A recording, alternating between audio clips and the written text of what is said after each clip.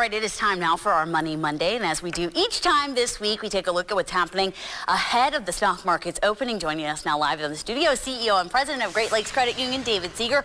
Welcome, David. Thanks Morning, for being Angie. here this Monday. All right, what are we looking at with the stock market? I know that we look at what people don't think about is the markets back east and stuff like that are already have movement and their days are already ending at this point.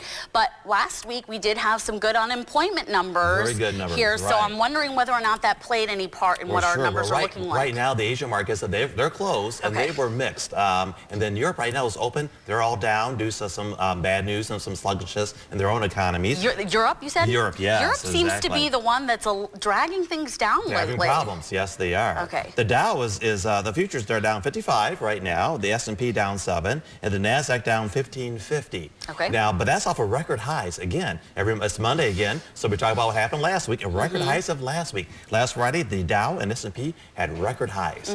Bounce off the good numbers from the jobs report. 321,000 jobs created. And this was, I think, the third or it was a consecutive month in a row where we were seeing numbers like this. What kind of outlook does that give us on things? A pretty positive one. Okay. The only drawback is the fact of the matter that a lot of the jobs that we created were part-time jobs.